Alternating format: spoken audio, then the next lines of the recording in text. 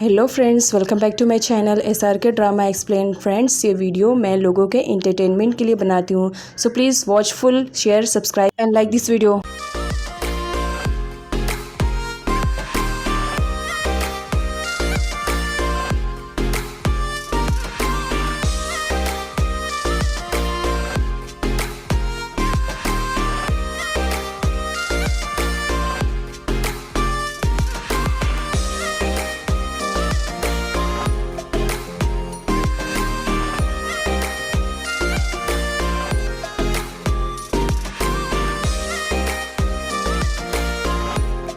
Drama की starting एक शानदार अवार्ड शो से होती है। थाईलैंड के बेस्ट एक्ट्रेस को आज यहाँ पर अवार्ड मिलने वाला था, जहाँ पर थाईलैंड के सारे एक्टर्स आए हुए थे। मीडिया की निगाहें तो बस उन्हें एक्ट्रेस पर जमी हुई थी और एक्ट्रेस की एंट्री पर मीडिया भर भर के फ़ोटोज़ ले रही थी और वीडियोस बना रही थी। और इसी अवार्ड शो में हमारी फीमेल लीड की एंट्री होती है, जिसका नाम प्रीमर है।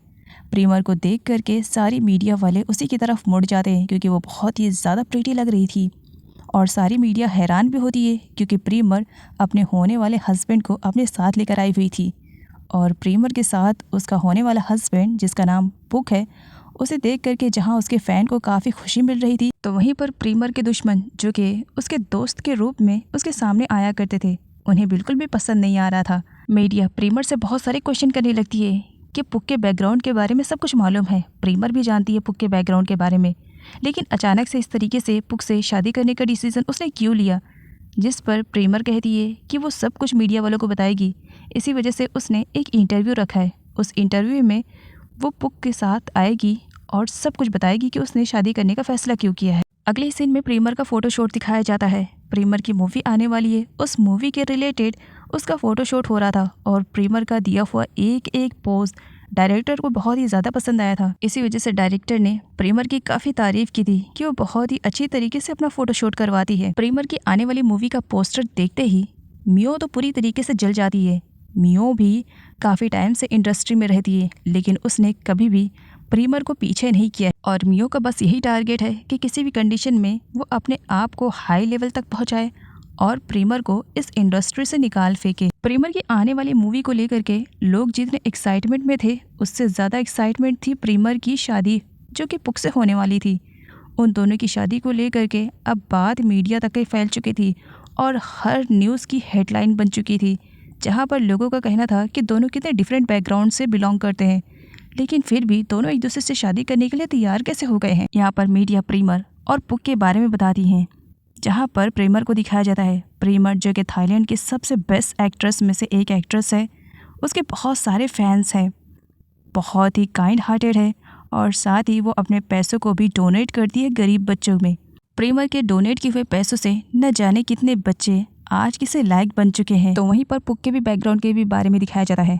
पुक, जो कि बहुत रिच फैमिली से बिलोंग करता है, बहुत बड़ा बिजनेसमैन है और उसके लाइफ में पैसों की तो कोई भी वैल्यू नहीं है। बस आए दिन पार्टी शार्टी करने में अपने न जाने कितने लाख कितने बिलियन वो यूं ही उड़ा चुका है। वो एक प्ले बॉय टाइप का लड़का है। पुक ने अपनी लाइफ में कभी भी किसी लड़की को सीरियस में नहीं लिया था, लेकिन आज फर्स्ट टाइम उसकी न्यूज़ वायरल हो रही थी कि वो प्रीमर के साथ शादी करने वाला है। तो वहीं पर मीडिया का कहना था कि दोनों बिल्कुल अपोजिट हैं। अगर एक नॉर्थ है तो दूसरा साउथ है, तो दोनों की शादी कैसे हो सकती है? ये तो इम्पॉसिबल है। लेकिन सभी को इंतज़ार था प्रीमर का इंटरव्यू, कि प्रीमर जब इंटरव्यू देगी तो सबको समझ में आ जाएगा। आगे दिखाया जाता है, फाइनली वो दिन भी आ जाता है जब प्रीमर इंटरव्यू देने वाली थी। उसकी मैनेजर की एंट्री पर सारे लोग उसे घेर लेते हैं और मीडिया का कहना था, अब जबकि वो प्रीमर की मैनेजर है तो उसे तो सब कुछ मालूम होगा ना प्रीमर के बारे में। तो वहीं पर मैनेजर का कहना था, मैं प्रीमर की सिर्फ मैनेजर हूँ, वो अपनी पर्सनल चीज़ें मुझसे नहीं डिस्कस करती है। हाँ, लेकिन मैं तुम्हें इतना बता सकती हूँ कि अभी थोड़ी देर में प्रीमर जब आएगी तब आपके पास जितने भी क्वेश्चन रहेंगे ना, आप सब कुछ प्रीमर से पूछ लेना, वो आपको बता देगी। और आई थिंक, मुझे लगता है कि आज आप सभी लोगों को क्लियर हो ही जाएगा कि प्रीमर आखिर पुक को क्यों लाइक करती है और सच में क्या उससे शादी करने वाली भी है या ये यूं ही न्यूज़ फैल चुकी है। पुक और प्रीमर की एंट्री पर मीडिया मैनेजर को छोड़ करके उन दोनों का इंटरव्यू लेने के लिए चले जाते हैं। यहाँ पर मीडिया वालों का कहना था कि उन्होंने सुना है कि प्रीमर की फाइनेंशियल कंडीशन ठीक नहीं है। अपनी फाइनेंशियल कंडीशन को संभालने के लिए उसे ना चाहते हुए भी पुक के साथ शादी करनी पड़ रही है। ये शादी नहीं बल्कि एक कॉन्ट्रैक्ट मैरिज रहेगा, जो कि एक तरीके से बिजनेस कर रहे हैं दोनों, तो वहीं पर पुक जो कि मीडिया वालों को अपने तरीके से समझाने की कोशिश करता है और मीडिया वालों से बताता है कि ऐसी कोई भी बात नहीं है, पता नहीं उन्हें ये न्यूज़ कहाँ से मिली है। तभी पुक से एक और सवाल कर दिया जाता है कि हमने सुना है कि तुम्हारी होने वाली वाइफ प्रेग्नेंट है, क्या प्रेगनेंसी को छुपाने के लिए तुम दोनों इतनी जल्दी शादी कर रहे हो? मीडिया की सारी बातें सुनने के बाद जहां प्रीमर चुप्सी हो जाती है तो वहीं पर पुक अपने तरीके से सारी सिचुएशन को हैंडल करने की कोशिश करता है और मीडिया वालों से कहता है कि उन्होंने जो कुछ भी सुना है वो सब गलत ही सुना है, ऐसा कुछ भी नहीं है। वो दोनों भले ही अपोजिट बैकग्राउंड से बिलोंग करते हैं, लेकिन प्यार तो किसी को बता के नहीं होता है ना, वो तो बस हो ही जाता है ना। तो बस वो दोनों एक दूसरे से प्यार करते हैं और जल्द से जल्द शादी करना चाहते हैं, बाकी और कुछ भी नहीं है। जब यहाँ पर मीडिया वालों को श्योरिटी हो जाती है कि पुक और प्रीमर वो दोनों सही हैं, उनके बारे में जो भी न्यूज़ वायरल हुई है वो सब गलत है, तो यहाँ पर मीडिया वालों को भी प्रीमर के लिए काफ़ी अच्छा लग रहा था। तो मीडिया वालों को कहना था कि वो लोग सबूत देखना चाहते हैं कि क्या सच में वो दोनों एक दूसरे से प्यार करते भी हैं कि नहीं। तो पुक मीडिया वालों से कहता है, क्या सच में मुझे सबूत देना पड़ेगा कि मैं अपनी होने वाली वाइफ से प्यार करता भी हूँ या नहीं? और ये कहते हुए वो प्रीमर की उंगलियों की तरफ इशारा करता है कि ये रिंग है जो कि मैंने बड़े ही प्यार से प्रीमर को प्रपोज करते वक्त उसके फिंगर में डाला था। क्या ये इतना सबूत काफ़ी रहेगा? और वैसे भी मेरी शादी बहुत जल्द होने वाली है और मैं आप सभी को अपनी शादी में इनवाइट करूंगा। मीडिया वाले पुक और प्रीमर को कांग्रेचुलेट करते हैं और पुक से कहते हैं कि वो प्रीमर को किस करे ताकि ये वीडियो वो कल के न्यूज़ में ऐड कर सके, और पुक ऐसा ही करता है। प्रीमर और पुक के लाइफ में जहाँ सब कुछ ठीक हो चुका था तो वहीं पर प्रीमर की मैनेजर को दिखाया जाता है जो कि काफ़ी गुस्से में थी। वो भले ही प्रीमर की मैनेजर है लेकिन उसकी सबसे बड़ी दुश्मन है और वो प्रीमर की लाइफ में हंगामा क्रिएट करना चाह रही थी। इसी वजह से तो उसने मीडिया वालों को बहुत सारे पैसे दिए थे उल्टे सीधे क्वेश्चन करने के लिए, लेकिन सब कुछ ठीक हो चुका था तो इस बात को लेकर के वो उसे बहुत ही ज़्यादा बुरा लग रहा था। अगले सीन में मियो को दिखाया जाता है। मियो कहने को तो प्रीमर की दोस्त है, मीडिया वालों को यही लगता है, लेकिन उसकी दुश्मन से कम नहीं है। हमेशा किसी न किसी फिराक में उल्टे सीधे हरकतें करती रहती है ताकि वो प्रीमर को नीचे गिरा सके, लेकिन हमेशा हर बार खुद ही नीचे गिरती है। मीडिया वाले मियो से प्रीमर की होने वाली शादी के बारे में बात करने लगते हैं, जिस पर मियो का कहना था, आप मुझे इसके बारे में ना बताइए क्योंकि मुझे इन सब के बारे में पहले से ही आइडिया है। प्रीमर जो कि मेरी अच्छी दोस्त है, वो अपनी लाइफ में कोई भी सीक्रेट नहीं रखती है, वो मुझे सब कुछ बता देती है। हाँ, इसी के साथ मैं आप लोगों को एक और खुशखबरी देना चाहूँगी। जिस दिन मेरी फ्रेंड प्रीमर की शादी होगी उसी दिन मैं भी तो शादी करने वाली हूँ, तो मैं आप लोगों को ज़रूर इनवाइट करूँगी। आप सभी लोग मेरी शादी में भी आइएगा। मीडिया वालों का तो मुँह खुला ही का खुला रह जाता है। क्या एक ही दिन में 2 फेमस सेलिब्रिटीज़ की शादी? ये कैसे पॉसिबल हो सकता है? मीडिया वाले अभी मियो से कुछ और क्वेश्चन करते, उससे पहले मियो कहने लगती है कि उसे बहुत सारी शॉपिंग करनी अपनी शादी के रिलेटेड, तो अगर उन लोगों को उसकी फ़ोटो लेनी है तो वो लोग ले सकते हैं। जिस पर मीडिया वाले उसकी फ़ोटो लेने लगते हैं ताकि ये न्यूज़ भी ऐड कर सके कि मियो की भी शादी उसी दिन होने वाली है जिस दिन प्रीमर की शादी होगी। मियो का असिस्टेंट जो कि एक ट्रांसजेंडर है जिसका नाम ओम है, वो भी मियो के साथ फ़ोटो क्लिक करवाने में लगा हुआ था, जिस पर मीडिया ओम से कहती है कि वो सिर्फ और सिर्फ मियो की फ़ोटो चाहते हैं। ओम ज़रा सा साइड हट जाए तो ओम का मुँह ही बन जाता है। मियो ने जैसा चाहता बिल्कुल वैसे ही हो रहा था। प्रीमर की शादी के साथ साथ अब मियो की शादी भी चर्चे में आ चुकी थी। मियो अपने फियांसे से मिलने के लिए आई हुई थी। मियो वैसे तो बहुत ही ज़्यादा यंग है, प्रीटी भी है और साथ ही साथ वो एक फेमस हीरोइन भी है, लेकिन इतना सब कुछ होने के बाद भी कहते हैं ना, पैसे अच्छों की नीयत को भी बदल सकता है। तो कुछ यही हाल हुआ था मियो के साथ। मियो एक ऐसे इंसान से शादी करने के लिए जा रही थी जो कि उसकी एज से बहुत ही ज़्यादा बड़ा था, लेकिन फिर भी पैसों की वजह से वो शादी करने के लिए तैयार हो जाती है। आगे प्रीमर और पुक को एक साथ दिखाया जाता है। प्रीमर पुक को थैंक्स बोलती है कि पुक ने उस वक्त प्रीमर का साथ दिया जब उसके साथ की उसे सबसे ज़्यादा ज़रूरत थी। अब मीडिया में ये बात वायरल हुई थी कि प्रीमर प्रेग्नेंट है, इसी वजह से वो पुक से शादी कर रही है, और ये बात कहीं ना कहीं सच है। प्रीमर सच में प्रेग्नेंट है, लेकिन अपनी प्रेगनेंसी को ले करके उसने सारे लोगों से छुपाया है। जिन लोगों को उसकी प्रेगनेंसी के बारे में सिर्फ मालूम है उन्हीं लोगों ने इस न्यूज़ को वायरल किया था, लेकिन जैसे तैसे करके पुक ने सिचुएशन को संभाल लिया था। प्रीमर नहीं चाहती थी कि उसकी इमेज खराब होए, इसी वजह से उसने प्रेगनेंसी की बात सबसे छुपाई थी। नाइट में जब पुक सो जाता है, प्रीमर की आंख खुलती है। प्रीमर पहले पुक को चेक करती है कि वो सो चुका है या वो जग रहा है, लेकिन जब उसे श्योरिटी हो जाती है कि पुक सो चुका है तब वो धीरे से उठती है और अपना फ़ोन लेती है और साथ ही पुक का भी फ़ोन ले लेती है और पुक के फ़ोन से एक नंबर निकालती है और अपनी मैनेजर के पास सेंड करती है और उसे कहती है कि उसे इस नंबर की पूरी डिटेल्स चाहिए। नेक्स्ट मॉर्निंग प्रीमर उस नंबर को लेकर के थोड़ी परेशान थी। वो अपने मैनेजर के पास जाती है और उससे पूछती है, मैंने तुमसे कहा था कि इस नंबर की डिटेल्स निकालने के लिए, तो तुमने नंबर्स की डिटेल्स निकाली, क्या पता चला? जिस पर मैनेजर कहती है कि वैसे तुमने मुझसे जो कहा था वो तो मैंने कर दिया, अगर मैं ये कहूँ कि ये नंबर किसी लड़की का है तो क्या तुम मान जाओगी? जिस पर प्रीमर का कहना था, मैं पुक पर ट्रस्ट करने लगी हूँ, मैंने कहा था कि उस पर डाउट नहीं करूँगी। तो तुम सही बताओ, क्या सच में ये लड़की का नंबर है या किसी और का है? जिस पर मैनेजर स्माइल करते हुए कहती है, अभी ये तो मैं नहीं पता कर पाई हूँ कि ये किसका नंबर है, लड़की का या लड़के का, लेकिन हाँ थोड़ी ही देर में इसके भी बारे में सारी डिटेल्स मैं तुम्हें दे दूंगी। पुक की मॉम को प्रीमर बिल्कुल भी पसंद नहीं है। उन्हें अपनी बहू के रूप में प्रीमर नहीं चाहिए थे। इसी वजह से वो पुक पर भड़की हुई थी कि उनके ना रहने पर वो प्रीमर को उनके घर पर क्यों लेकर आया था। जिस पर पुक कहता है कि वो प्रीमर से प्यार करता है और बहुत जल्द उससे शादी करने वाला है और शादी के बाद प्रीमर यहीं पर ही रहेगी। जहाँ पर मॉम काफ़ी ऑब्जेक्शन उठाती है कि ये उनका घर है, वो प्रीमर जैसी लड़की को अपने घर में बिल्कुल भी एंट्री नहीं देंगी। तभी पुक के डैड भी आ जाते हैं और वो भी पुक से कहते हैं, वैसे तुम्हारी मॉम सच ही तो कह रही हैं, अगर वो नहीं चाहती हैं कि प्रीमर इस घर में आए तो कोई बात नहीं, मुझे लगता है कि तुम्हें प्रीमर को लेकर के एक नई जगह पर अपनी दुनिया बसानी चाहिए। मॉम भड़क जाती है पुक के डैड पर, ये क्या कह रहे हो तुम? उस लड़की से मैं अपने बेटे का पीछा छुड़वाना चाहती हूँ, तो तुम मुझे मेरे बेटे से ही दूर करना चाह रहे हो? ये सब करके तुम्हें मिलेगा क्या? देखो मैं पहले बता रही हूँ, उस लड़की से मैं अपने बेटी की शादी कभी भी नहीं होने दूंगी और मेरा बेटा भी उससे शादी नहीं करेगा। लेकिन डैड ऐसा नहीं चाहते थे। डैड को मालूम है प्रीमर एक अच्छी लड़की है, तो इसी वजह से वो पुक को सजेस्ट करते हैं कि वो प्रीमर से ही शादी करे और उसे ले करके एक नई दुनिया बसाए। इधर प्रीमर पुक को कॉल कर करके परेशान हो चुकी थी, लेकिन कुछ टाइम के बाद फाइनली पुक कॉल रिसीव करता है। प्रीमर उससे पूछती कि वो कहाँ पर है और उसका कॉल क्यों नहीं रिसीव कर रहा था।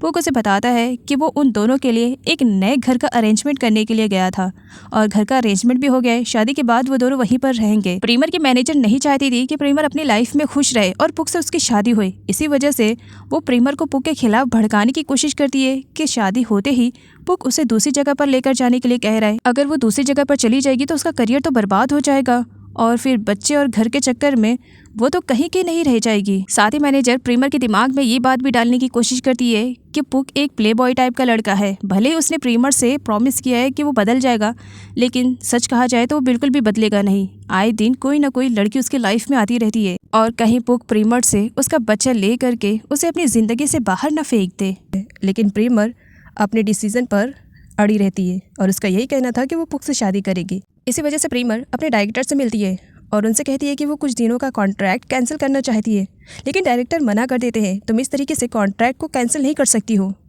अगर तुमने कॉन्ट्रैक्ट को कैंसिल करने की कोशिश की तो बदले में तुम्हें इसकी पूरी भरपाई करनी पड़ेगी। हाँ, अगर तुम कुछ दिनों के लिए पोस्टपोन करती हो तो इसके लिए मैं राज़ी हूँ, लेकिन अगर कैंसिल करने की कोशिश करोगी तो इसकी भरपाई तुम्हें करनी पड़ेगी। प्रीमर कॉन्ट्रैक्ट को यहाँ पर कुछ दिनों के लिए पोस्टपोन कर देती है, उसे यही सही लग रहा था। इस वजह से मियो अपनी शादी की शॉपिंग के लिए ओम को अपने साथ लेकर गई हुई थी। ओम कंफ्यूज था, इसी वजह से वो मियो से पूछ ही लेता है, मैडम मुझे एक बात समझ में नहीं आ रही है, आप तो अपनी शादी की डेट आगे पीछे रख सकते थे, लेकिन प्रीमर की ही शादी की डेट पर आपने अपनी शादी क्यों फिक्स की? क्या मैं कुछ इसके बारे में समझ सकता हूँ?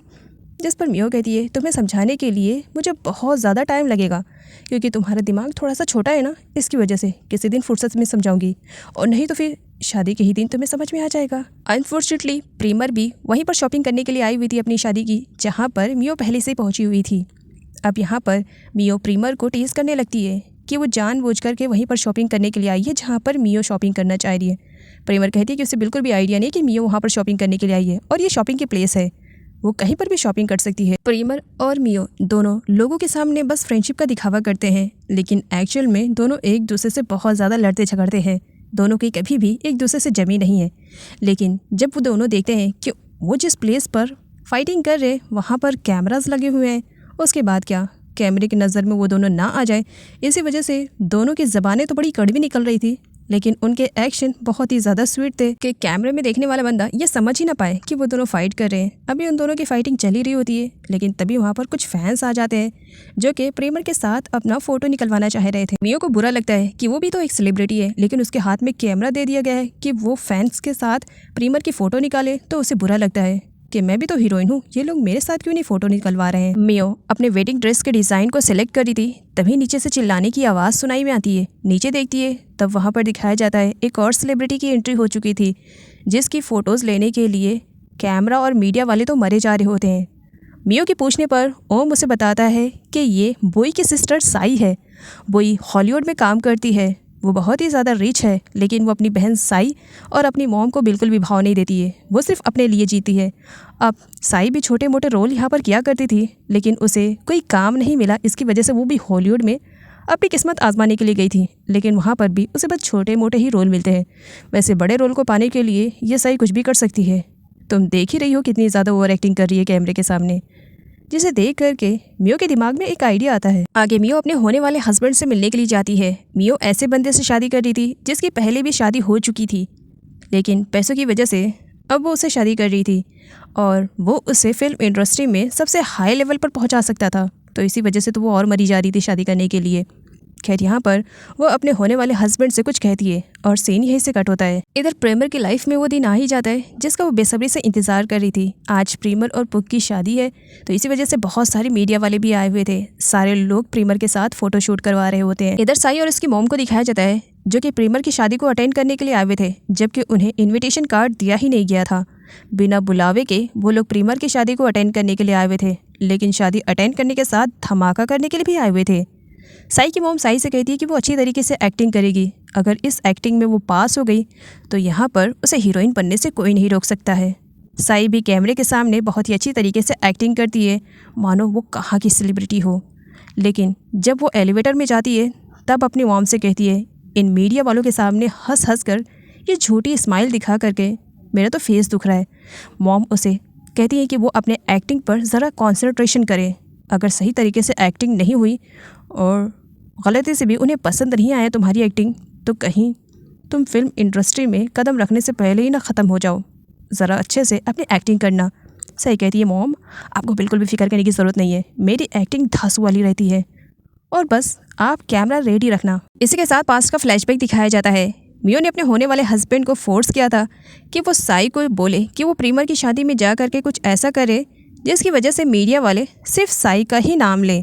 अगर वो ऐसा करती है तो उसे एक फिल्म के लिए साइन किया जाएगा। साई की मॉम तो बहुत बड़ी लालची है, तो वो अपनी बेटी को रेडी कर लेती हैं। इधर पुक और प्रीमर अपनी शादी को एंजॉय कर रहे होते हैं, ये जाने बिना ही कि थोड़ी देर में अभी उनकी शादी में धमाका होने वाला है।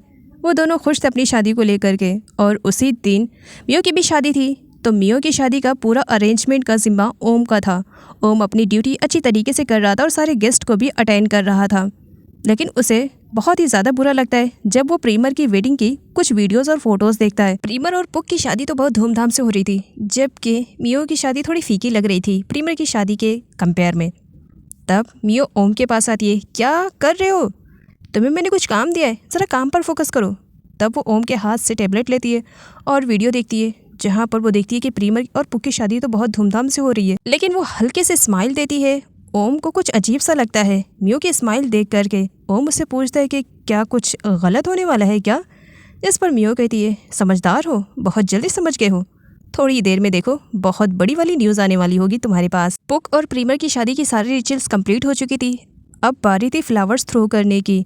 प्रीमर अपने आए हुए गेस्ट को थैंक्स बोलती है और उसके बाद वो फ्लावर थ्रो करती है और इसी के बीच में साई की एक्टिंग स्टार्ट होने वाली थी। साई की मॉम ने कैमरा हाथ में पकड़ लिया था। फ्लावर थ्रो करते टाइम जहाँ सारी गर्ल्स फ्लावर को पकड़ने वाली थी, तो वहीं बीच में साई आकर के गिर जाती है और गलती से ही सही, लेकिन उसकी ड्रेस खुल जाती है जिसकी वजह से मीडिया उसकी फ़ोटो लेने लगती है। साई अपने आप को कवर करती है और पूरा का पूरा ब्लेम सारे लोगों पर डाल देती है कि यहाँ पर किसी लड़की ने तो मुझे पुश किया जिसकी वजह से ये सब कुछ हो गया है, और मीडिया में ये सारी बातें रिकॉर्ड हो जाती है। साई की मॉम साई को हैंडल करती हैं और जैसे तैसे करके मीडिया की नज़रों से उसे बचाकर वहाँ से लेकर के चली जाती हैं। लेकिन इस बीच साई ने एक्टिंग तो बहुत कमाल की थी कि लोगों को सच लग रहा था कि किसी के पुश करने की वजह से साई के साथ ये सब हुआ, जबकि साई ने खुद ही उसमें गिरने की एक्टिंग की थी, लेकिन गलती से उसके साथ बुरा हो जाता है और उसकी ड्रेस खुल जाती है। साई की वजह से प्रीमर की शादी का मज़ा पूरी तरीके से बर्बाद हो जाता है। यहाँ पर मैनेजर प्रीमर को बताती है कि उन माँ बेटी को तो इनविटेशन कार्ड दिया ही नहीं गया था, वो बिना इनविटेशन कार्ड के तुम्हारी शादी में आई हुई थी। जिस पर प्रीमर का कहना था कि वो उस जगह की सीसीटीवी फोटोज़ को चेक करेगी, आखिर देखेगी कि किस लड़की की वजह से साई के साथ ये सब कुछ हुआ। जिस पर मैनेजर कहती है कि प्रीमर, तुम्हारी शादी का दिन है, अपनी शादी को लेकर के तुम इंजॉय करो और बाकी ये सब कुछ जो भी हुआ ना उसे मैं हैंडल कर लूँगी। साई और उसकी मॉम जब घर वापस आती है तब दोनों बहुत ही ज़्यादा खुश दिखाई दे रही थी, जबकि साई के साथ इतना बड़ा हादसा हो गया था, लेकिन साई को खुद की तो बिल्कुल भी नहीं पड़ी थी। अगर पड़ी थी किसी चीज़ की तो बस कि कितनी जल्दी वो एक फेमस सेलिब्रिटी बन जाए।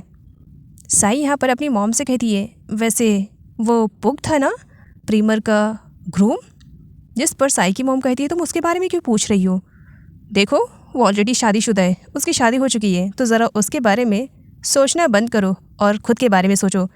देखना जो तुमने एक्टिंग की है उस एक्टिंग से हम कितने जल्दी फेमस हो सकते हैं। देखना बहुत जल्द तुम्हारे बड़े बड़े पोस्टर्स लगेंगे और मेंशन किया जाएगा कि थाईलैंड की बेस्ट हीरोइन हो तुम। साई और प्रेमर की शादी को लेकर के अब बहुत सारी बातें बन रही होती है और न्यूज़ भी वायरल हो चुका था, जहाँ पर मियो काफ़ी खुश थी। उसी की प्लानिंग के अकॉर्डिंग तो सब कुछ हुआ था, तो वो खुश क्यों ना हो। ओम उसके स्माइल को देखकर कहने लगता है कहीं ये सब कुछ तुम्हारी वजह से तो नहीं हुआ है। मियो कहती है हाँ कुछ ऐसे समझ लो। तुम ही कह रहे थे ना कि प्रेमर और पुक की शादी बड़ी धूमधाम से हो रही है। देखो ना उनकी शादी कितनी धूमधाम से हुई है कि न्यूज़ में किस तरीके से वो लोग वायरल हो रहे हैं। पता नहीं प्रेमर अब फिल्म के लिए साइन भी करेगी या अपना मुंह छुपाए बैठेगी। प्रेमर की शादी में साई के साथ जो कुछ भी हुआ था उसकी वजह से आज उसे इंटरव्यू के लिए बुलाया गया था। उसकी मॉम भी उसके साथ गई हुई थी। साई यहाँ पर एक लाचार लड़की बनने की कोशिश करती है और मीडिया वालों को बताती है कि वो तो बस फ्लावर को कैच करने के लिए गई थी, लेकिन किसी ने जानबूझ करके उसे पुश किया जिसकी वजह से उसकी ड्रेस खुल गई थी और उसके साथ ये सब कुछ हो गया। तो वहीं पर साई की मॉम का कहना था कि प्रेमर की शादी में उनका जाना ही उनके लिए कलेश बन चुका था। वो अगर नहीं जाती तो शायद आज उनकी बेटी के साथ ये सब नहीं होता। नाइट में साई जब अपने रूम में जाती है उसके बाद वो अपना फ़ोन निकालती है और उसमें पुक की सारी फ़ोटोज़ को देख रही थी और इसी के साथ पास्ट का फ्लैशबैक याद करती है। साई पुक से पहले मिल चुकी है, वो भी एक क्लब में जहाँ पर पुक सारी लड़कियों के साथ फ़न कर रहा था। तो वहीं पर साई उसे देख लेती है, जबकि साई को पहले से ही मालूम था कि प्रेमर का बॉयफ्रेंड है पुक और उसकी बहुत जल्द शादी होने वाली है। सब कुछ जानने के बाद भी वो पुक को जब देखती है तो फुल उस पर लट्टू हो जाती है, क्योंकि पुक बहुत ही ज़्यादा रिच फैमिली से बिलोंग करता था और उसका बिजनेस भी बहुत बड़ा था। भले वो एक प्ले बॉय टाइप का लड़का था लेकिन अमीर तो बहुत ज़्यादा था। तो इसी वजह से साई अपना लक आजमाने के लिए उसके पास जाती है और उसके साथ फ्लर्ट करते हुए कहती है कि वो उसके साथ एक फ़ोटो लेना चाह रही है, जैसे कि दूसरी लड़की उसके साथ लेने के लिए मर रही थी। तो पुक भी उसके साथ फ़ोटो लेने के लिए मान जाता है। साई पुक के साथ बहुत सारी फ़ोटोज़ क्लिक करती है और उसके बाद वो पुक से कहती है कि वो उसकी होने वाली वाइफ मतलब कि प्रेमर की बहुत बड़ी फ़ैन है। तो इसी वजह से वो पुक की भी बहुत बड़ी फ़ैन हो चुकी है। वो पुक से उसका नंबर लेने की कोशिश करती है। पुक कभी नंबर देता उससे पहले उसके पास एक अर्जेंट कॉल आ जाता है, जिसकी वजह से वो नंबर दिए बिना ही साई को वहाँ से चला जाता है। साई डिसाइड कर चुकी है कि वो पुक को प्रेमर से छीन लेगी और अपना बनाएगी। मियो के पास मैग्नीफाई ग्लास देख करके ओम पूछ ही लेता है कि वो इन ग्लासेस के साथ क्या कर रही है, जिस पर मियो कहती है प्रेमर की न्यूज़ को इन बड़े बड़े अक्षरों में पढ़ करके बहुत ही ज़्यादा खुशी मिल रही है कि उसकी कितनी ज़्यादा इंसल्ट हो रही है। प्रेमर की शादी में साई के साथ जो कुछ भी हुआ था इसकी वजह से प्रेमर अब लोगों का सामना करने से डर रही थी, क्योंकि सब लोग उसकी शादी को ही दोस्त ठहरा रहे थे कि उसकी शादी में साई आई और उसके साथ ये सब कुछ हो गया। पुक और बाकी सारे लोग प्रेमर को समझाने की कोशिश करते हैं कि साई के साथ जो कुछ भी हुआ उसमें प्रेमर की कोई गलती नहीं है। तो वहीं पर प्रेमर की सास को दिखाया जाता है जो प्रेमर की ही गलती दे रही थी। तुम तो चलती फिरती मुसीबत की दुकान हो।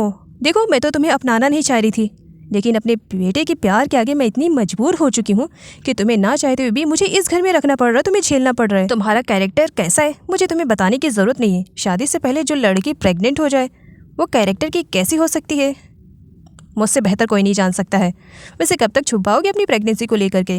एक न एक दिन तो तुम्हारा करियर बर्बाद ही होना है। सास की जली कटी बातें सुन करके प्रेमर जहाँ अपसेट हो जाती है तो वहीं पर पुक उसे हिम्मत दिलाता है, फिक्र मत करो, सिचुएशन को अब तक मैं संभालते आया हूँ ना, आगे भी संभाल लूँगा और हमारे बच्चे पे मैं बिल्कुल भी इफेक्ट नहीं पड़ने दूंगा। तुम हो ना, तो मेरे साथ हो तो मैं सब कुछ ठीक कर सकता हूँ। प्रेमर के बहते हुए आंसू देख करके पुक उसे कहता है क्या मुझे ऑफिस जाने के लिए परमिशन दोगी या नहीं? अगर इस तरीके से तुम रोती रहोगी तो बताओ मैं ऑफिस कैसे जाकर काम करूँगा, और हमारे इस छोटू बेबी का उसका भी तो फ्यूचर बनाना है ना। तो खुश रहो, हाँ मैं ऑफिस से जाकर आता हूँ। ओके बेबी, मम्मा का और खुद का ख्याल रखना कहकर चला जाता है। पुक अपने ऑफिस में किसी इम्पॉर्टेंट मैटर पर डिस्कशन कर रहा था, तभी अचानक से उसके पास कॉल आता है। कॉल रिसीव करते ही वो डर के इम्पॉर्टेंट मीटिंग को छोड़ करके भी भाग जाता है और सीधा प्रेमर के पास आता है। प्रेमर उस वक्त रो रही थी। पुक उसे कहता है रोने की ज़रूरत नहीं है, सब कुछ ठीक हो जाएगा, चलो मैं तुम्हें हॉस्पिटल लेकर चलता हूँ। और प्रेमर को ज़बरदस्ती हॉस्पिटल ले जाने लगता है। प्रेमर पुक से कहती है कि बहुत देर हो चुकी है, हॉस्पिटल जाकर भी कुछ फ़ायदा नहीं होने वाला है। मैं सच में एक अच्छी माँ नहीं बन पाई, मैं अपने बेबी का सही तरीके से ख्याल नहीं रख पाई, जिसकी वजह से आज हमारा बेबी हमारे बीच नहीं रहा। प्रेमर का मिस कैरेज हो चुका है, जिसकी वजह से प्रेमर एकदम आउट ऑफ कंट्रोल हो जाती है और वो खुद की जान लेने पर तुली हुई थी कि मैं अपने बच्चे को बचा नहीं पाई। तो वहीं पर पुक उसे संभालता है और साथ ही उसे तसल्ली दिलाते हुए कहता है कि कोई बात नहीं, वो आगे फ्यूचर में माँ बन सकती है। सब कुछ ठीक हो जाएगा। प्रीमर के साथ इतना बड़ा एक्सीडेंट हो चुका था, वो अपने बेबी का गम भुलवाना चाहती थी, इसी वजह से वो अपने आंट के साथ कुछ टाइम के लिए रुकने के लिए कहती है। पुक मान जाता है और प्रीमर को खुद का ध्यान रखने के लिए कहकर वहाँ से चला जाता है। और अगले ही सीन में ये महारानी को दिखाया जाता है जो थोड़ी देर पहले अपने बच्चे को खोने का गम मना रही थी, तो अब यहाँ पर वो चेस कर रही थी, पार्टी कर रही थी।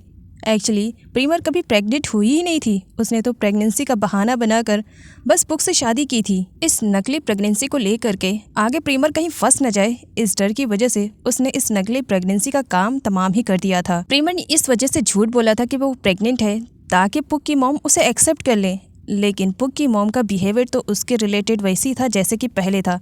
वो उसे बिल्कुल भी एक्सेप्ट नहीं करना चाह रही थी, लेकिन फिर भी प्रीमर को किसी भी तरीके से पुक से शादी करनी थी, तो उसने शादी कर ली। इधर मियो को दिखाया जाता है जो प्रीमर के ही रिलेटेड सारी न्यूज़ को पढ़ रही होती है और छोटी छोटी कड़ियों को जोड़ते हुए वो खुद समझ जाती है कि प्रीमर प्रेगनेंसी का नाटक कर रही थी, वो एक्चुअल में कभी प्रेग्नेंट थी ही नहीं। इस बात को लेकर के ओम काफ़ी कन्फ्यूज कि मियो कब से इतनी ज़्यादा समझदार होने लगी। प्रीमर के पास एक कॉल आता है और उसे बताया जाता है कि एक कंपटीशन शो होने वाला है जिसमें अगर वो पार्टिसिपेट करना चाहती है तो कर सकती है।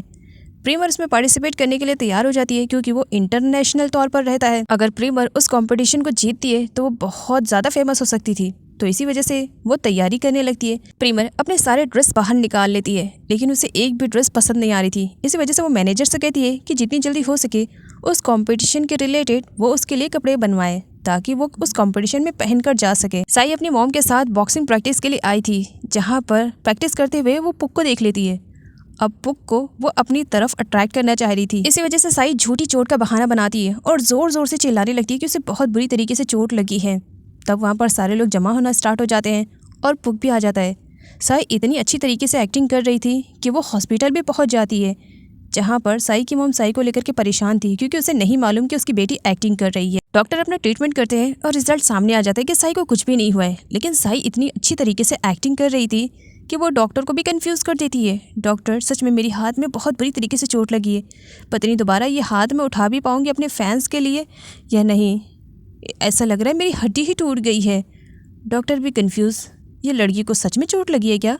उसका 1-2 टेस्ट और करवाते हैं। साई की मॉम अपनी बेटी को लेकर के परेशान हो जाती है। मेरी बेटी, मेरी फूल सी बेटी इतनी बुरी तरीके से चोट लगी है, पता नहीं इसे ठीक होने में कितना ज़्यादा टाइम लगेगा। फिक्र मत करो, सब कुछ ठीक हो जाएगा। मामा तुम्हारे पास है ना साई?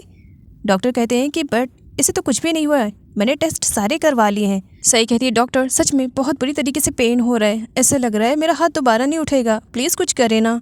डॉक्टर वहाँ से चले जाते हैं। साई का झूठ पकड़ा जाता है और पुक के सामने उसकी सच्चाई आ जाती है कि उसे बिल्कुल भी चोट नहीं लगी है प्रैक्टिस करते हुए, वो तो बस चोट लगने का नाटक कर रही है, वो बिल्कुल ठीक ठाक है। तभी पुक कहता है क्या ये लड़की इतनी ड्रामेबाज हो सकती है, पता नहीं था। पुक के पास कॉल आता है और उसे मालूम पड़ता है कि उसकी कंपनी के प्रोडक्ट के लिए उसे एक एडवर्टाइजमेंट करना है और इसके लिए कोई कम एज की लड़की चाहिए। तब पुक के दिमाग में एक आइडिया आता है और उसके बाद वो साई के पास जाता है और साई से कहता है मेरी कंपनी में एक प्रोडक्ट को लेकर के एडवर्टाइजमेंट के लिए कोई हीरोइन चाहिए थी और कोई कम एज वाली। मैं तो शायद तुम्हें ले लेता, लेकिन तुम्हारी तबीयत मुझे ठीक नहीं लग रही है और तुम्हारे हाथों पे चोट भी लग चुकी है, तो शायद मुझे किसी और को ढूंढना पड़ेगा। जिस पर साई कहती नहीं नहीं, मैं बिल्कुल ठीक हूँ, अगर तुम्हारी कंपनी का प्रोडक्ट है इट्स ओके, अगर मेरा हाथ भी टूट जाए तो भी मैं तुम्हारी कंपनी के लिए ज़रूर काम करूँगी। जिस पर पुक स्माइल करने लगता है, सच में कितनी ड्रामेबाज है। प्रीमर जिस कंपटीशन में पार्टिसिपेट करने वाली थी उसके इंचार्ज मियो के हस्बैंड थे। मियो अपने हस्बैंड से रिक्वेस्ट करती है और कहती है कि मेरी एक फ्रेंड है, वो भी उस कंपटीशन में पार्टिसिपेट करना चाहती है, लेकिन तुम्हारी हेल्प के बगैर वो पार्टिसिपेट नहीं कर सकती है, तो क्या तुम मेरी हेल्प करोगे उसे पार्टिसिपेट करने में? जिस पर मियो के हस्बैंड मान जाते हैं। आगे मियो ओम को सब कुछ बताती है। ओम कंफ्यूज था कि उस कंपटीशन में मियो को पार्टिसिपेट करना चाहिए था प्रीमर को हराने के लिए, लेकिन वो खुद पार्टिसिपेट ना करते हुए किसी और को पार्टिसिपेट करवा रही है, लेकिन ऐसा क्यों? साई को प्रोडक्ट के एडवर्टाइजिंग के लिए पुक से कुछ बात करनी थी, इसी वजह से उसे उसकी कंपनी जाना पड़ रहा था जहाँ पर वो रेडी शेडी हो रही थी। तैयार होते हुए वो अपनी मॉम से कहती है मॉम आप मेरे और पुक के बीच में बिल्कुल भी मत आइएगा, और वैसे भी आज नाइट में मैं उसको डिनर पे इनवाइट करने वाली हूँ, तो हाँ प्लीज़ मेरा सपोर्ट कीजिएगा। कंपटीशन में प्रीमर की एंट्री सबसे ज़्यादा धांसू रहती है, सारे लोग तो फीके पड़ जाते हैं, लेकिन तभी वहाँ पर एंट्री होती है साई की। मियो जिस लड़की को उस कंपटीशन में लाना चाह रही थी वो कोई और नहीं बल्कि साई ही थी। साई को देख करके लोग प्रीमर की वेटिंग के बारे में फिर से बातें करने लगते हैं कि ये तो वही लड़की है, और प्रीमर से ज़्यादा चर्चे में साई रहती है। और मियो दूर से खड़ी सारी चीज़ों के मज़े ले रही थी कि देखा, अगर इस कंपटीशन में मैं पार्टिसिपेट करती तो चर्चे प्रीमर के होते, लेकिन मेरी जगह पर साई गई है तो देखो चर्चे साई के हैं, प्रीमर के भी हैं, लेकिन उसकी वेडिंग डे को लेकर के। कंपटीशन फिनिश होने के बाद प्रीमर जब घर वापस आती है तब वो अपसेट थी, क्योंकि प्रीमर के लाइफ में ऐसा फर्स्ट टाइम आया कि वो सेकंड रैंक पर आई और फर्स्ट रैंक तो साई चुरा कर लेकर चली गई थी। इसी वजह से वो अपसेट थी। पुक उसे समझाता है कि उसकी लाइफ में फर्स्ट टाइम था और हर बार तो वही फर्स्ट आती है, अगर एक बार कोई दूसरा फर्स्ट आ गया तो इसमें क्या है। प्रीमर को अपनी बॉडी में कुछ चेंजेस लग रहे थे, इसी वजह से वो कॉन्ग के पास कॉल करती है और कॉन्ग से कहती है कि कल वो उससे जब मिलने के लिए आएगी तब प्रेगनेंसी किट लेकर आएगी, क्योंकि उसे अपनी बॉडी में कुछ चेंजेस लग रहे हैं। नेक्स्ट मॉर्निंग रिजल्ट पॉजिटिव आता है, जिसकी वजह से प्रीमर बहुत ज़्यादा परेशान हो जाती है कि जिन झमेलों से मैं खुद को दूर रखना चाह रही थी, मैं उन्हीं झमेलों में कैसे फंस सकती हूँ। जिस पर कॉन्ग का कहना था, आफ्टर मैरिज ये कॉमन सी बातें हैं, हर लड़की प्रेग्नेंट होती है शादी के बाद। तो वहीं पर प्रीमर का कहना था, मैं नॉर्मल लड़कियों की तरह अपनी ज़िंदगी नहीं गुजारना चाहती हूँ। अपने लाइफ में इन सब झमेलों से दूर रहने के लिए मैंने अपनी लाइफ का इतना बड़ा डिसीज़न ले लिया कि मैंने ऐसे इंसान से शादी की जो कि एक प्ले बॉय टाइप का लड़का था। लेकिन आज देखो, उन्हीं सारी झमेलों में मैं वापस से फंस गई। मैं इन सब में फंस कर अपनी लाइफ को बर्बाद नहीं करना चाहती हूँ, मैं अपना करियर बनाना चाहती हूँ। और आगे वो डॉक्टर के पास जाती है, जहाँ डॉक्टर उसे बैड न्यूज़ देते हैं और प्रीमर को यहाँ पर मालूम पड़ता है कि वो प्रेग्नेंट नहीं हुई है, बल्कि उसे ट्यूमर हुआ है। उसे अपने ट्यूमर का पूरा इलाज करवाना चाहिए, नहीं तो आगे चल करके उसकी जान को भी खतरा हो सकता है। ये न्यूज़ सुन करके प्रीमर पूरी तरीके से टूट सी जाती है कि वो तो अभी प्रेगनेंसी को लेकर के परेशान थी और उसके लाइफ में इतना बड़ा तूफान आ चुका है, उसे अब मालूम पड़ रहा है कि उसे ट्यूमर हुआ है। वो हॉस्पिटल से वापस जा रही थी, काफ़ी दुखी थी, तो रास्ते में मियो आ जाती है, जो कि उसे परेशान करने के लिए आई हुई थी। मियो प्रीमर को सेकंड आने पर उसे टीज कर रही थी और साई की काफ़ी तारीफ कर रही थी कि एक ऐसी लड़की जिसने अभी कुछ टाइम पहले ही इंडस्ट्री में कदम रखा है, उसने प्रीमर जैसी खूबसूरत एक्ट्रेस को हरा दिया है। प्रीमर को काफ़ी बुरा लगता है, लेकिन उस वक्त उसने अपने ट्यूमर की न्यूज़ सुनी थी, जिसकी वजह से वो अपसेट थी। इसी वजह से वो मियो के मुंह नहीं लगती है और वहाँ से चली जाती है। साई एडवर्टाइजमेंट के रिलेटेड पुक से बात करने के लिए उसकी कंपनी जा रही थी, जहाँ वो अपनी मॉम से कहती है, मॉम लास्ट टाइम तो आपने मुझे मना कर दिया था पुक को डिनर पे इनवाइट करने के लिए, लेकिन इस बार मैं आपकी एक भी नहीं सुनने वाली हूँ। इस बार तो मैं मेरे पुक को डिनर पर इन्वाइट कर ही रहूँगी और आप मुझे मना भी नहीं करेंगी। लास्ट टाइम मैं आपकी बातों में आ गई थी, इस बार बिल्कुल भी नहीं आऊँगी। इस पर साई की मॉम का कहना था, ओके बुला लेना, अभी मेरा दिमाग मत ख़राब करो। साई जब पुक के कंपनी जाती है और एडवर्टाइजिंग के रिलेटेड बातें हो रही थी, तब साई का पूरा कॉन्सेंट्रेशन पुक पर ही था। मीटिंग ख़त्म होने के बाद जब साई बाहर आती है, तब वो अपनी बात कह ही देती है पुक से कि वो उसे डिनर पर इनवाइट करना चाह रही है, क्या पुक आएगा? जिस पर पुक मना कर देता है, नहीं मुझे कुछ काम है, मैं नहीं आ पाऊँगा। तब साई कहती है, मैंने बड़े प्यार से कहा है, प्लीज़ आ जाओ ना। पुक के पास प्रीमर का कॉल आ जाता है, इसी वजह से वो साइड में प्रीमर से बात करने के लिए चला जाता है। प्रीमर अभी पुक से पूछ ही रही थी कि वो कहाँ पर है, क्या कर रहा है, तभी फ़ोन में पीछे से साई भी आ जाती है, उन दोनों के बीच में मिसअंडरस्टैंडिंग क्रिएट करवाने के लिए, जिसे देख करके प्रीमर का मूड तो ऑफ ही हो जाता है। एक तो पहले से वो फर्स्ट रैंक पर आई हुई थी, जिसकी वजह से प्रीमर को काफ़ी इंसल्ट फील हो रही थी। अब वो उसके हस्बैंड के साथ भी नज़र आ रही थी, तब उसे बुरा लगता है। वो पुक से पूछती है कि साई उसके पास क्या कर रही है। पुक उसे बताता है कि उसकी कंपनी में किसी प्रोडक्ट को लेकर एडवर्टाइजमेंट के रिलेटेड साई उसके पास आई हुई थी। प्रीमर की आंट भी सब कुछ सुन लेती है और देख लेती है, जहाँ पर वो प्रीमर से कहती है कि पुक उसके हाथ से कहीं निकल न जाए। तब प्रीमर कॉन्ग के पास कॉल करती है और उससे कहती है कि वो पुक की कंपनी जाए ये मालूम करने के लिए कि पुक ने जो कुछ भी कहा है वो सही है, साई सिर्फ प्रोडक्ट के किसी एडवर्टाइजमेंट के लिए गई थी। प्रीमर जो कहती है कॉन्ग को वो करना ही पड़ता है, इसी वजह से कॉन्ग पुक के कंपनी जाती है, जहाँ पर पुक उसे देख लेता है। वो कॉन्ग के पास आता है, तुम यहाँ पर क्या कर रही हो कॉन्ग? कॉन्ग झूठ बोल देती है, एक्चुअली इस कंपनी में मुझे कुछ काम था, बस इसकी वजह से मैं यहाँ पर आई हुई थी। और पुक से साई की डिटेल्स ले करके वहाँ से चली जाती है, जिसकी वजह से पुक को थोड़ा सा डाउट होता है। आगे दिखाया जाता है जहाँ पर कॉन्ग प्रीमर के पास कॉल करती है और उसे बताती है कि पुक ने जो कुछ भी कहा था सब कुछ ठीक ही कहा था, साई किसी प्रोडक्ट के एडवर्टाइजमेंट के लिए आई हुई थी। अब जबकि प्रीमर को ट्यूमर हो चुका है, तब वो अपना इलाज करवाने के लिए कंट्री के बाहर जाने वाली थी, लेकिन अपने ट्यूमर के बारे में वो किसी को भी खबर नहीं होने देना चाह रही थी, इवन पुक को भी नहीं। इसी वजह से प्रेमर झूठ बोल देती है कि किसी कॉन्ट्रैक्ट के रिलेटेड उसे कंट्री के बाहर जाना पड़ेगा और कुछ टाइम भी लगेगा। प्रेमर की सास खुश हो जाती है ये सुन करके कि कुछ टाइम के लिए ये लड़की शहर से बाहर जा रही है, इसका मतलब वो उसके बेटे से दूर रहेगी। प्रेमर कुछ टाइम के लिए सिटी के बाहर जाने वाली है, ये बात सबको मालूम पड़ जाती है, इवन साई को भी। साई की मॉम साई को समझाती है कि वो ऐसे बंदे के पीछे अपना टाइम वेस्ट ना करे जिसकी ऑलरेडी पहले ही शादी हो चुकी है, लेकिन साई अपनी मॉम की एक भी नहीं सुनती है। मियो को जब इस न्यूज़ के बारे में मालूम पड़ता है तब वो बहुत ही ज़्यादा खुश हो जाती है।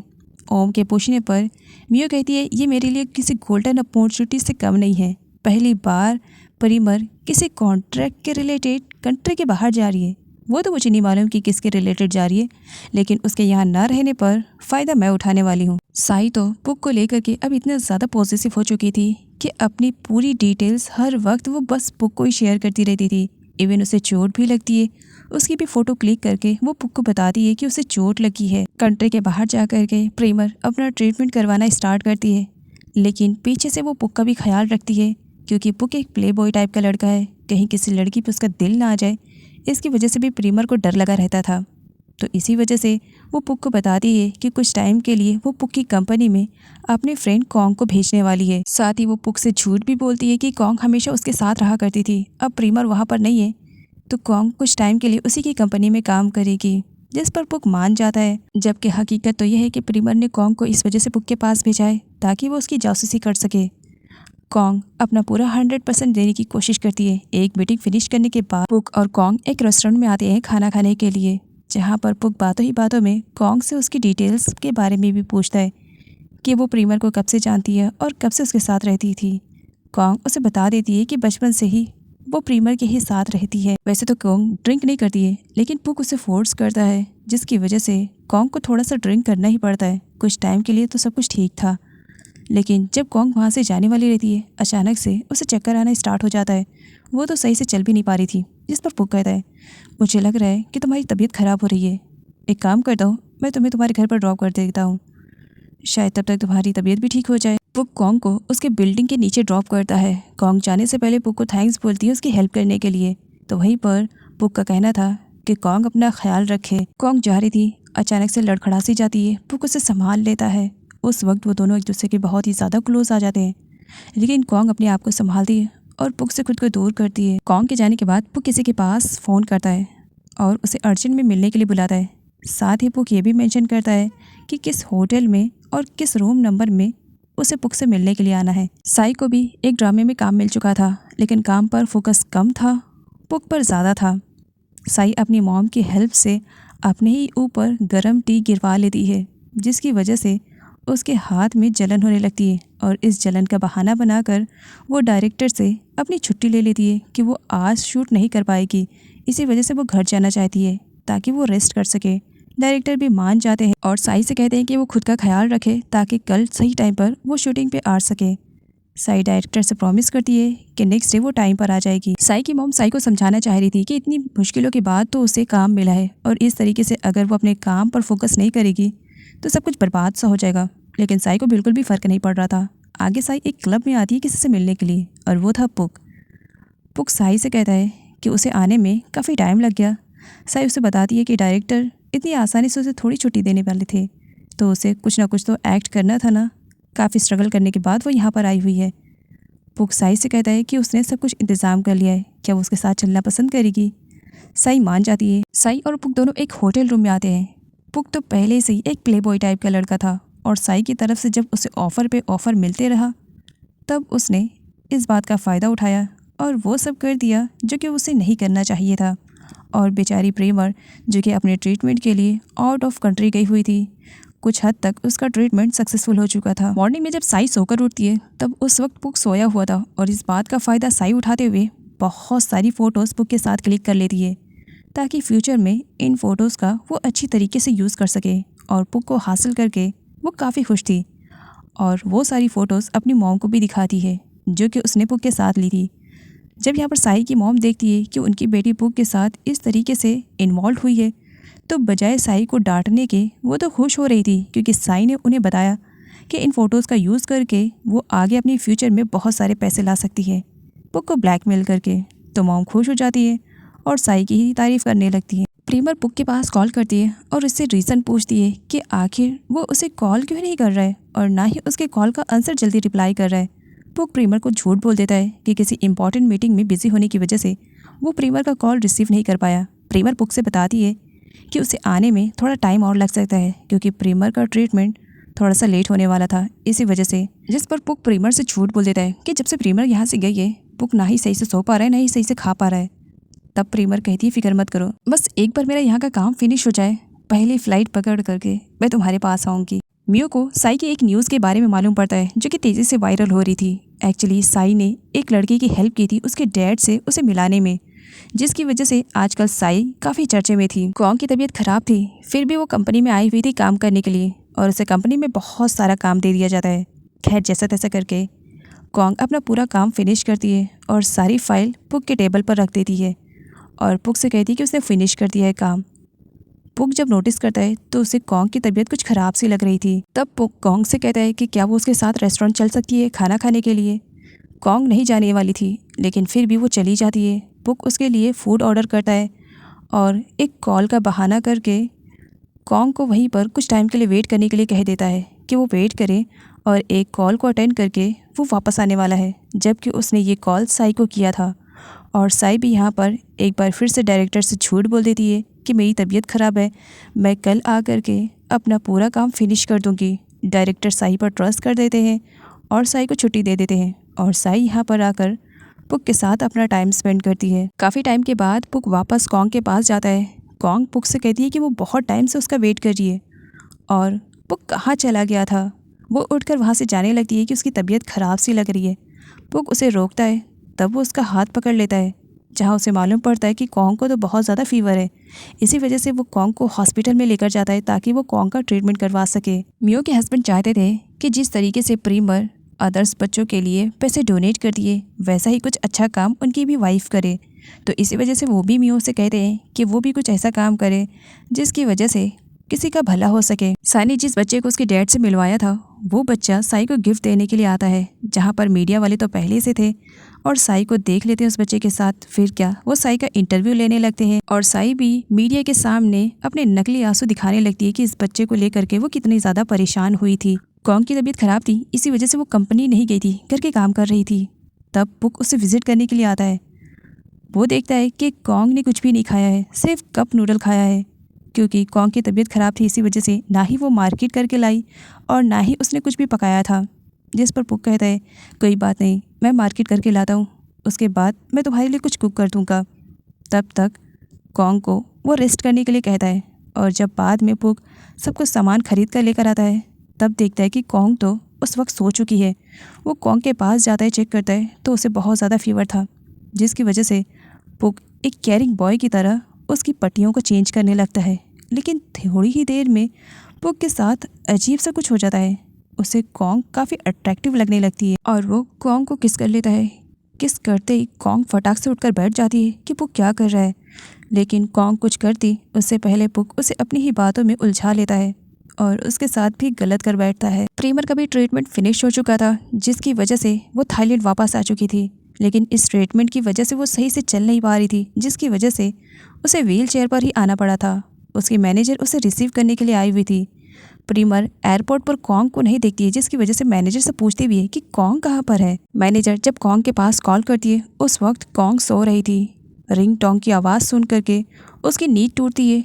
जब वो उठती है तब उसे रियलाइज़ होता है कि उसके साथ क्या हो चुका है, लेकिन पुक उसकी सारी रिस्पॉन्सिबिलिटी लेने के लिए तैयार था और प्रीमर को इन सब के बारे में कुछ भी नहीं बताना है, ये भी वो कॉन्ग से कहता है। प्रीमर सबसे पहले पुक से मिलने के लिए उसके घर पर आती है, जहाँ उसे मालूम पड़ता है कि पुक तो कल रात से ही नहीं आया है, किसी काम में फंसा होगा।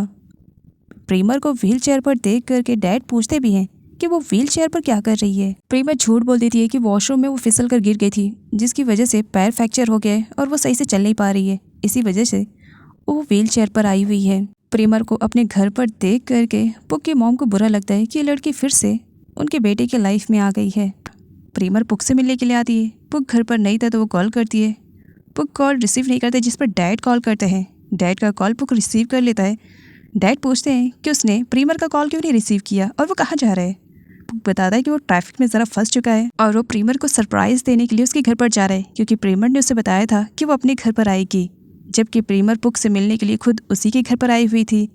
पुक प्रीमर को सरप्राइज़ देने के लिए उसके घर पर जा रहा था। प्रीमर को जब मालूम पड़ता है कि पुक उससे मिलने के लिए उसके अपार्टमेंट की तरफ जा रहा है, तब वो भी अपने अपार्टमेंट की तरफ निकल पड़ती है। घर से बाहर निकलने के बाद प्रीमर और मैनेजर खूब हंसने लगते हैं। प्रीमर मैनेजर से कहती है कि उसने पुक की मॉम का मुंह देखा था, कितना ज़्यादा बिगड़ गया था। वो चाहे जितनी भी मुझसे नफरत कर ले, लेकिन मुझे ना ही अपने घर से और ना ही अपनी बेटी की लाइफ से निकाल सकती हैं। वैसे तो पुक प्रीमर से मिलने के लिए जा रहा था, लेकिन रास्ते में उसकी मॉम का कॉल आ जाता है, जिसकी वजह से उसे पहले अपने घर पर आना पड़ता है। मॉम जो कि प्रीमर के आने की वजह से चिढ़ी हुई थी, इसी वजह से वो अपना पूरा गुस्सा पुक पर निकालती हैं। पुक की मॉम ने पुक की अच्छी वाली क्लास लगाई थी, जिसकी वजह से वो काफ़ी गुस्से में था और प्रीमर के अपार्टमेंट में आते ही उस पर गुस्सा निकालने लगता है। वैसे तो तुमने मुझसे कहा था कि तुम अपने अपार्टमेंट में आओगी, तो तुम यहाँ पर आने के बजाय तुम मेरे घर पर क्यों चली गई थी? मुझे बताना तो चाहिए था। जिस पर प्रीमर कहती है, अगर मैंने तुम्हें हर्ट किया तो प्लीज़ मुझे माफ़ कर देना। इंटेंशन हर्ट करना नहीं था, एक्चुअली मैं तुम्हें सरप्राइज़ देना चाहती थी, लेकिन देखो सरप्राइज़ मैं खुद हो गई। तुम अचानक से आए और इस तरीके से भड़क पड़े। इस पर वो कहता है, नहीं मैं तुम्हें हर्ट नहीं करना चाहता था, लेकिन मैं तुम्हें सरप्राइज़ देना चाहता था। वो सब खराब हो गया ना बस इसकी वजह से। नेक्स्ट मॉर्निंग प्रीमर किसी ओपनिंग सेरेमनी में जा रही थी। पुक उसे रिसीव करने के लिए कहता है, लेकिन प्रीमर कहती है कि नहीं मेरी मैनेजर है और ड्राइवर भी है, तो वो हैंडल कर लेंगे, तुम्हें परेशान होने की ज़रूरत नहीं है। प्रीमर के हाथों में बच्चों के सामान को देख करके डैड पूछ ही लेते हैं, जिस पर प्रीमर कहती है, डैड एक्चुअली ये मेरे किसी बेस्ट फ्रेंड के लिए है। मियो भी उसी ओपनिंग सेरेमनी में आई हुई थी एज अ गेस्ट। मीडिया वाले उसकी फ़ोटो क्लिक कर रहे होते हैं एंड सडनली वहाँ पर प्रीमर की एंट्री को देख करके मीडिया वाले तो और भी ज़्यादा खुश हो जाते हैं, क्योंकि प्रीमर काफ़ी टाइम के बाद मीडिया के सामने आई हुई थी। प्रीमर की एंट्री से ही मियो की लाइफ में धमाका हो जाता है। प्रीमर आते ही मियो को अपने साथ लाए हुए बच्चों के सामान को देती है और उसे कहती है, ये तुम्हारे लिए एज अ गिफ्ट है, मुझे ये पहले देना चाहिए था, लेकिन क्या करूँ यहाँ पर थी नहीं। वैसे कॉन्ग्रेचुलेशन तुम्हारी प्रेगनेंसी को लेकर के। मीडिया वाले हैरान थे इस वजह से, क्योंकि मियो ने उन्हें अपनी प्रेगनेंसी के बारे में कुछ भी नहीं बताया था और उसे प्रेग्नेंट हुए पूरे 3 महीने हो गए थे और मीडिया को अब मालूम पड़ा। मियो ये सब कुछ छुपाना चाह रही थी अपने करियर को बचाने के लिए, लेकिन प्रीमर ने मियो का ये भांडा फोड़ दिया था। मियो तो कुछ भी नहीं बोल पा रही थी, लेकिन मीडिया वालों का कहना था कि वो प्रीमर के साथ मियो की फ़ोटो लेना चाहते हैं। क्या वो दोनों एक साथ आ सकते हैं? दोनों को ना चाहते हुए भी एक साथ बहुत सारी फ़ोटोज़ को क्लिक करवानी पड़ती है। प्रीमर जब जा रही होती है तब उसका रास्ता मियो रोकती है। इतनी आसानी से कहाँ जा रही हो? मेरे लाइफ में हंगामा क्रिएट करके खुद इतनी चैन से निकल जाओगी? इतना आसान लग रहा है क्या? इस पर प्रीमर कहने लगती है, मियो क्या तुमने मीडिया वालों को नहीं बताया था तुम्हारी प्रेगनेंसी को लेकर के? ओह शिट, मैंने कहीं कुछ गलत तो नहीं कर दिया?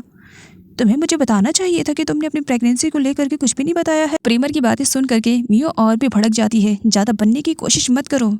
तभी वहाँ पर कुछ मीडिया वाले भी आ जाते हैं जो चोरी छुपे उन दोनों की वीडियो बना रहे थे और प्रीमर देख लेती है तो प्रीमर इनोसेंट बनने का नाटक करती है। तो वहीं पर मियो को काफ़ी गुस्सा आ रहा था। वो कुछ करती उससे पहले मैनेजर आकर उसके सामने खड़ी हो जाती है। मियो का कहना था कि वीडियोस को डिलीट करो, जो भी प्रीमर और उसके बीच में बातें हुई है, लेकिन वीडियो तो डिलीट करने का नाम ही नहीं लेती है मैनेजर और उल्टा उसे धमकी देने लगती है, जिसकी वजह से मियो को काफ़ी गुस्सा आता है। प्रीमर तो खुशी खुशी वहाँ से चली जाती है, तो वहीं पर मियो गुस्से में आग बगोला हो जाती है। ओम मियो के पास बेबी का पूरा सामान लेकर आता है और कहता है, वैसे मैं इसका क्या करूँ? मियो गुस्से में थी, इसी वजह से वो ओम से कहती है, मेरे सर पर रख दो। क्या तुम्हें समझ में नहीं आ रहा है? इसकी वजह से मुझे कितना कुछ सुनना पड़ा। फेंको इसे, इस प्रीमर को तो मैं बिल्कुल भी नहीं छोड़ूंगी। बस एक बार मुझे मौका तो मिले इसे बर्बाद करने का। पुक ऑफिस में ज़रूर था, लेकिन दिल और दिमाग सब कुछ कॉन्ग की तरफ लगा हुआ था। वो कॉन्ग को ही याद किए जा रहा होता है। आगे कॉन्ग को दिखाया जाता है जिसने डिसाइड कर लिया था कि वो पुक की कंपनी को छोड़ देगी। प्रीमर के कहने की वजह से वो यहाँ पर आई थी, लेकिन पुक के रिलेटेड उसे कुछ भी अच्छा नहीं लग रहा था, इसी वजह से वो जाने वाली थी। लेकिन पुक उसका रास्ता रोक लेता है। कॉन्ग उसे रास्ते से हटने के लिए कहती है, तो वहीं पर पुक उसे ज़बरदस्ती पकड़ लेता है। इतनी आसानी से तुम्हें क्या लगता है मैं तुम्हें कंपनी छोड़ने दूंगा? तुम्हें अभी मेरा बहुत सारा काम करना है। कॉन्ग उसका कोई भी काम करने से मना कर देती है। प्रीमर के कहने पर मैं सिर्फ यहाँ पर आई थी, अब वो वापस आ चुकी है तो मैं उसके पास जा रही हूँ। पुक टाइटली कॉन्ग को पकड़ते हुए कहता है, इतनी आसानी से तुम मुझे छोड़ करके जा नहीं सकती हो। और किसकी वजह से जा रही हो? उस प्रीमर को लेकर के? आखिर उस प्रीमर ने तुम्हें दिया क्या है? कुछ भी नहीं, तो मेरे पास आ जाओ, मैं सब कुछ दे सकता हूँ। कॉन्ग पुक को धमकी देती है कि वो प्रीमर को सब कुछ बता देगी। वो जा रही है। पुक उसे टाइटली पकड़ता है तभी प्रीमर की एंट्री हो जाती है। प्रीमर कॉन्ग को वहाँ पर देखती है, ये सब क्या चल रहा है। तब पुक कहता है, ओ चलो तुम आ गई हो, वैसे मैं तुम्हें लंच पे लेकर के जाने वाला था तो मैंने सोचा कॉन्ग को भी अपने साथ लेकर चलूँ, बस इसी की वजह से मैं उससे पूछ रहा था, लेकिन वो कह रही है कि वो हमारे साथ नहीं जाएगी।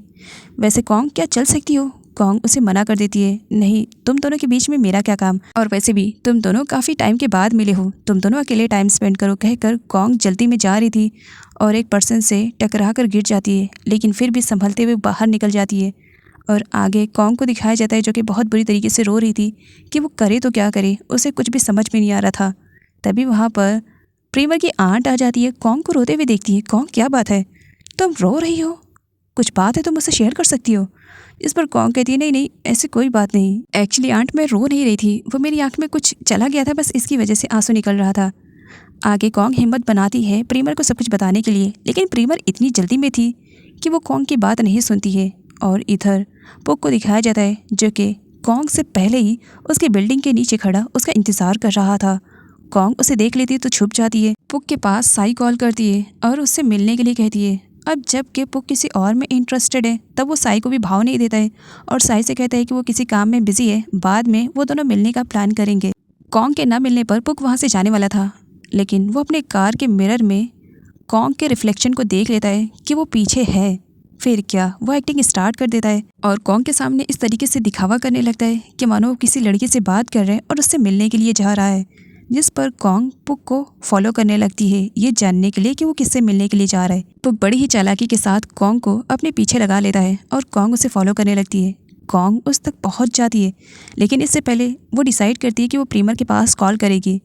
अभी वो कॉल करने वाली थी, सडनली पुक कॉन्ग को रूम के अंदर घसीट लेता है और उसे कॉल करने से भी रोक देता है। कॉन्ग पुक से कहती है कि वो बहुत घटिया किस्म का है, ऑलरेडी उसकी शादी हो चुकी है, लेकिन फिर भी वो नई नई लड़कियों पे मुंह मारता फिर रहा है। जिस पर पुक कहता है कि वो अभी फ़िलहाल किसी में इंटरेस्टेड नहीं है, अगर वो किसी में इंटरेस्टेड है तो वो सिर्फ़ और सिर्फ कॉन्ग में है। कॉन्ग पुक से कहती है कि वो प्रीमर को सब कुछ बता देगी, तो वहीं पर पुक कॉन्ग को अपनी ही बातों में उलझाने की कोशिश करता है और कुछ टाइम तक बात करते हुए वो कॉन्ग को अपनी बातों में उलझा ही लेता है कि अगर कॉन्ग पुक के रिलेशनशिप में आती है तो सब कुछ उसे मिल जाएगा। प्रीमर के साथ रहते हुए उसे कुछ भी नहीं मिला है, उसे खुद के बारे में भी तो कुछ सोचना चाहिए। पुक की मीठी मीठी बातों में कॉन्ग भी आ ही जाती है। अगले सीन में दिखाया जाता है पुक को जो कि घर लेट से आता है, जिस पर प्रीमर कहती है कि उसने डिनर तैयार कर दिया था और वो उसका काफ़ी टाइम से इंतज़ार कर रही थी। जिस पर पुक कहता है कि वो डिनर करके आया है बाहर से क्लाइंट के साथ। प्रीमर कहती है लेकिन मैंने तुम्हारा वेट किया। तब यहाँ पर पुक कहता है लेकिन मैं खा चुका हूँ, एक काम करो तुम जा कर के खाना खा लो और मैं सोने के लिए जा रहा हूँ क्योंकि मैं बहुत ज़्यादा थक चुका हूँ, ऑफिस में बहुत ज़्यादा काम था ना। प्रीमर को लगता है कि पुक थक चुका है, इसी वजह से वो उसे डिस्टर्ब नहीं करती है और उसे सोने के लिए कह देती है। नेक्स्ट सीन में साई और प्रीमर को एक साथ दिखाया जाता है, दोनों को एक साथ फ़ोटोशूट करवाना था। इसी वजह से मीडिया उनका इंटरव्यू लेने के लिए आई थी कि फर्स्ट टाइम दोनों एक साथ काम करने वाले हैं तो उन दोनों को कैसा फील हो रहा है। दोनों ही मीडिया के सामने ये दिखावा करती हैं कि दोनों को एक साथ काम करके काफ़ी अच्छा लगेगा। प्रीमर और साई दोनों का फोटो शूट हो रहा था। साई प्रीमर से दूर थी, इसी वजह से प्रीमर उसे अपने पास लाने के लिए जब उसका हाथ पकड़ती है, साई जोर से चिल्ला देती है और एक्टिंग करना स्टार्ट कर देती है कि प्रीमर ने उसके हाथ को कुछ ज़्यादा ही टाइटली पकड़ लिया था, जिसकी वजह से उसे बहुत ज़्यादा दर्द हो रहा है। अब यहाँ पर साई अपना नाटक स्टार्ट कर देती है। मीडिया वाले सब लोग थे, अब प्रीमर अपना दिमाग लगाती है। साई उसे बदनाम करना चाह रही थी, लेकिन प्रीमर अपने ऊपर कंट्रोल रखती है और साई से सारे लोगों के सामने सॉरी बोलती है, जिसकी वजह से सब कुछ उल्टा हो जाता है। साई प्रीमर को नीचे गिराना चाह रही थी तो उसकी सॉरी को सुन करके मीडिया वाले काफ़ी खुश हो रहे थे कि इतनी बड़ी सुपरस्टार होने के बाद भी उसने साई को सॉरी बोला और अपनी गलती को एक्सेप्ट किया। तो आगे फ़ोटो शूट करवाते वक्त प्रीमर साई से अपना रिवेंज लेना नहीं भूलती है। उसके बैक साइड पर वो उसे अच्छे से नोचती है। वक्त के साथ साथ पुक का झुकाव कॉन्ग की तरफ कुछ ज़्यादा ही हो गया था। अब वो ज़्यादा टाइम कॉन्ग के साथ स्पेंड करने लगा था, जिसकी वजह से वो धीरे धीरे प्रीमर से दूर होते चला गया था। प्रीमर पुक के लिए डिनर तैयार करती है। पुक जब आता है वो तो पहले इसी कॉन्ग के साथ खाकर आया था, इसी वजह से उसे भूख नहीं लगी थी, जिस पर वो प्रीमर का बनाया हुआ फूड खाने से मना कर देता है कि उसे भूख नहीं लगी है। प्रीमर अपसेट हो जाती है, तुम्हारे लिए मैंने बहुत स्ट्रगल करके ये बनाया है, किचन में खड़े रहना कोई मामूली बात नहीं है, एटलीस्ट टेस्ट करके बताओ तो सही कैसा बना है। जिस पर पुक आता है और टेस्ट करता है और कहता है कि हाँ ठीक ठाक ही बना है। और अंदर चला जाता है। अब इस तरीके से पुक हमेशा प्रीमर के साथ बर्ताव करने लगा था, जिसकी वजह से प्रीमर थोड़ी परेशान हो जाती है कि आखिर पुक को हो क्या गया है, और वो सोच में डूब जाती है कि उसके ना रहने पर पुक के लाइफ में कोई और तो नहीं आ गई है। इसके बारे में पता करने के लिए वो किसी के पास फ़ोन करती है कि वो पता करे कि उसके ना रहने पर पुक के लाइफ में क्या कोई लड़की आई भी थी या नहीं। आगे पुक चैट कर रहा था कॉन्ग से, लेकिन प्रीमर को आते हुए देख करके फ़ोन रख देता है। प्रीमर जहाँ पहले पुक को टाइम नहीं देती थी, तो वहीं अब वो उसे पूरा टाइम देने लगी थी और वो उससे बात करना चाह रही थी। लेकिन प्रीमर को रियलाइज़ होता है कि पुक तो उससे बात करने के मूड में ही नहीं है।